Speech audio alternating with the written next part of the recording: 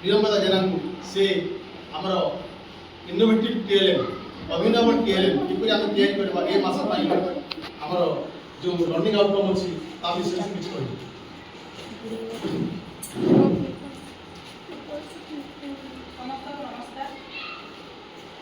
प्रथमे आम जेन पाठ पढ़ाऊँ ये मासरे जी अच्छी आम शिक्षण दक्षता हासिल करने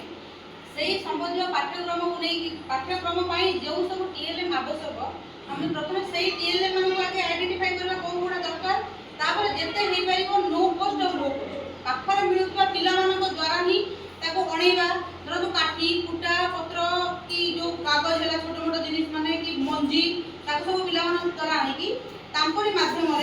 से ही बनइबे से ही पढ़े तो से ही भाव में आम निजर जेन टीएलएम सब अच्छी आम हासिल करवा से जेन बोर्ड गुड़ा आउे से समस्त टीएलएम को व्यवहार कर जहाँ शिक्षण दक्षता अच्छी तापरे बापा माँ बापा माँ माध्यम से जी जो कार्य आम जो प्रकल्प कार्य हिसाब से भी दमू टीएलएम बनई आने माँ बापा मान सहायता से बनई विद्यालय को आने से जापर जे यही कार्य करने द्वारा आम कौन शिखुचे आ द्वारा आम कौन किपर भाव में आम पिलाटा कि माँ बापा जाने आम पिलाटा किपर भाव में यही जिनसा जो जिनसा आम फिंगी दूसरे से पाठर व्यवहार कर भाव में आम जी टीएलएम बनवा कथा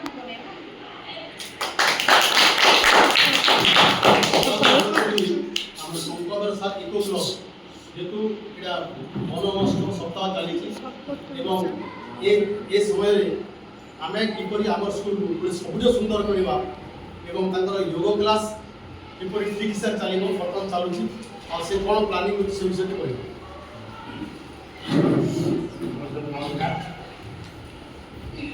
मैं इको क्लब गठन करछि आम विद्यालय पिला मन सब अरे जुलाई 8 रु मनोमस्क कार्यक्रम जिला 8 रु 7 पर्यंत विद्यालय में गिनी बहुत लगे मध्य सरकार करते और इसे बात लगी जोड़े माँ जो माँ पाई गोटे गछ समझते सार मन लगा कथा पिला मन भी लगा कथा कारण कहीं ना गछ ही हमर जीवन नहीं गछ नथिले हम किसी से बदले पड़े तो पृथ्वी जली जीव ये तो जेमती हमर टेटा टेटा बढ़ जानी थी गछ तले पिला 30 डिग्री भितर खरा होता लेकिन 50 डिग्री को दी तो घरे खरा के भाई नहीं से कारण लगी हमें गछ लगा समझते निज निज घरे लगे कथा पिला छुआ से निज बाड़ी बगीचा रास्ता कड़े गछ लगे आउ से गछ गुड़ा नष्ट नहीं करेंगे यहाँ जाना अच्छी आज क्या हो बाड़ी धरती भी रास्ता कड़े ठीक अच्छे काटी भंगा लगी गछ नष्ट कर चेष्टा करवा कथा आम केमती गछ की सुरक्षित रहा कथा केमती बस गछ बड़ है से गछ आम बढ़े देखमु फल खेमु कि खाइले बसमु से भावना नहीं करी आम गोटे गछ गोटे रक्षणाबेक्षण करवा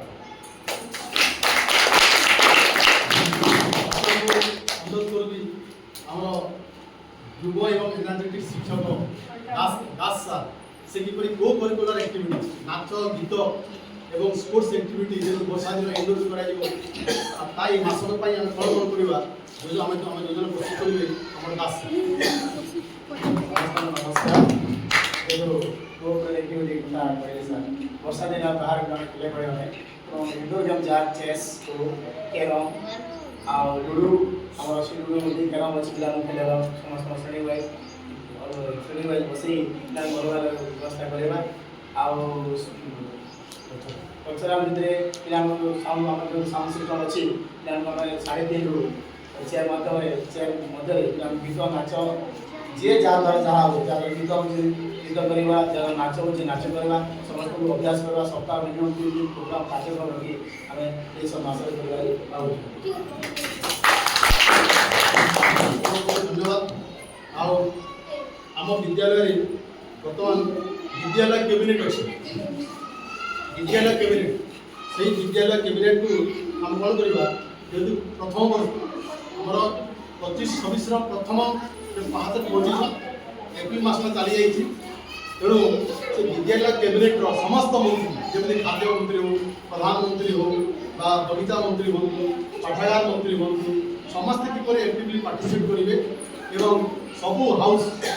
जो आम 4टा हाउस करूँ सेटा तेल नदी हाथी नदी महानदी ଆଉ ଉଦୟଗିରି ନଦୀ। ତେଣୁ ଏ ହାଉସ୍ର କ୍ୟାପ୍ଟେନ୍ ହିସାବରେ ଯେଉଁମାନଙ୍କୁ ଆମେ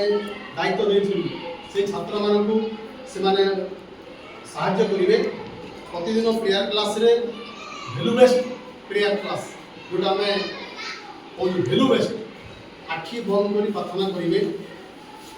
ପୃଥିବୀ ମାତାକୁ ପ୍ରଥମେ ନମସ୍କାର କରିବେ, ସୂର୍ଯ୍ୟଙ୍କୁ ନମସ୍କାର କରିବେ, ଗୁରୁଙ୍କୁ ନମସ୍କାର କରିବେ, ଆଉ ଯେତେ ବଡ଼ ଭାଇମାନଙ୍କୁ ସାନ ସାନ ଭାଇ ଭଉଣୀମାନେ ଭାଇ ଡାକିବେ। ଆଉ ମା ବାପାଙ୍କୁ ସବୁଦିନ ସକାଳେ କିପରି ସେମାନେ ନମସ୍କାର କରିବେ। It is called value based. ପ୍ରାର୍ଥନା ସଭାଟା ଏପରି ହେବା ଉଚିତ ଯାହାକି ଜଣେ ପିଲା ଯଦି ଠିଆ ହେବ ସେ ତା ପାଖରେ ଗୋଟେ ନୂତନ ଚିନ୍ତା